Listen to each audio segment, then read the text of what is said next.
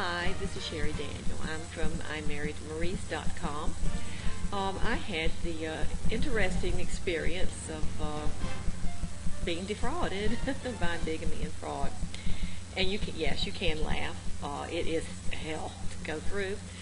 But why do we need a national database? I'm trying to help the people who are lobbying for a national database, and I wanted to put out public service ads to try to help them. As you see, I'm just a little person who has a little bit small business, and I'm very busy, so very low tech, as you can tell.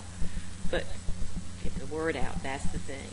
Okay, why do we need a national database? In my case, we searched all over the place. We went and asked all kinds of people questions and Google searched and everything, and we never saw a thing. We were extremely cautious. I mean, I wasn't dating anyone, so you can't tell. You just can't spot them. They're very sharp, these guys.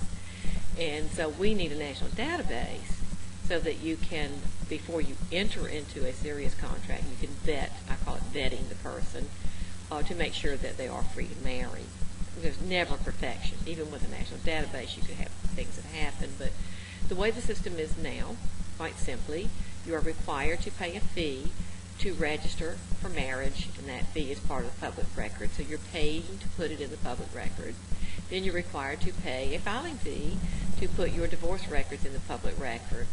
It's just a tax, because those things are just stuck in filing cabinets. They're not coordinated in any way as to be able to be used to find out if someone is truly free to marry and enter into a contract or not. National database is simply saying we don't need a new law. I don't care about what anybody's views about marriage are.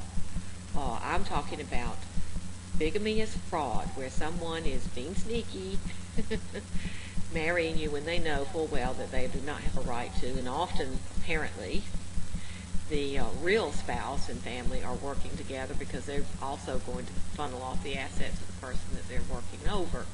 So it's basically bigamy is fraud. Bigamy used to get it's a confidence game, to get into the good graces of someone, get them to drop their guard. They believe they're married to you, and that they have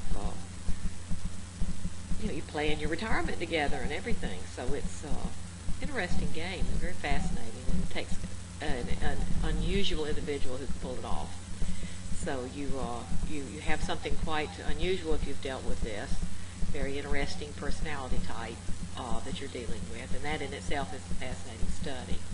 But back to the subject of the national database. We need one. People are getting terribly hurt through this. I'm lucky. I was older. I did not have children with the person. To think about these poor souls that have had children with these bigamists, and I'm aggravated because it's 211. I've been dealing with this since back in 07, and it looks like I've got at least another year, and that's probably being lucky. And I'll never stop with this until hopefully Congress does see that we need some help for the citizens. This is an ever-growing, unreported crime. The attorney I talked to he's not a divorce attorney.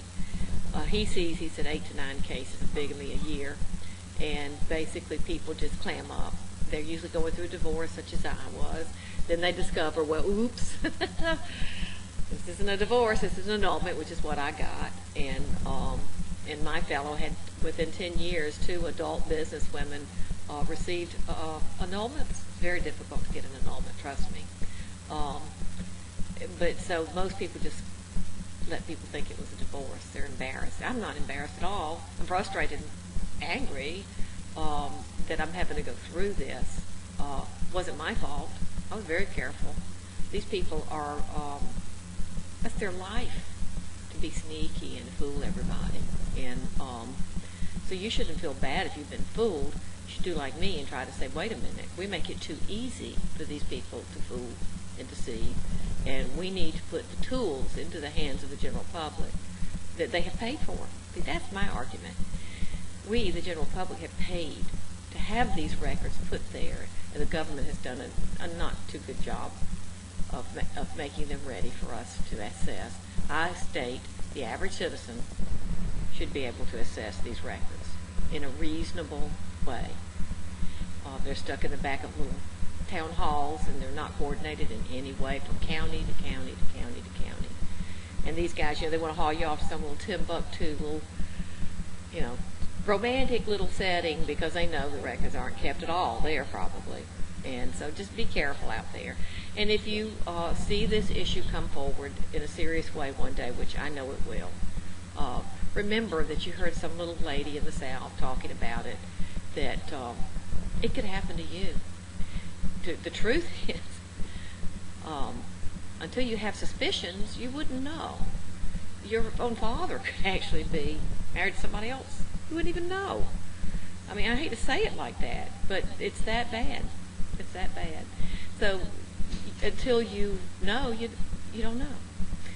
So let's help us stop the ability for these people to just easily, do this. People will always defraud. Someone told me, well, what about the bigamist with your case? Put him in a yellow suit. That's, well, these type of people, they'll be sitting in jail, get people to send them money and married, have a lot more time, be married even more people, They're always going to hurt people, but you really want to try to, what's the word I want to put obstacles in front of them to make it a little tougher. Why should we just roll over and let them just do what they want, break the law and hurt people? I've seen this trail of people in my situation that were just devastated, and but I want to don't let it devastate you. No matter how much fraud, crime, or whatever happens, health problems, whatever, abuse, rape. I've been through about everything, and I'm just about 60 years old, so it's been a long life, lots of stuff. I refuse, absolutely refuse, to let these people take my joy of life away from me. And you can make that choice to be happy. I refuse, absolutely refuse, to let these people take my joy of life away from me.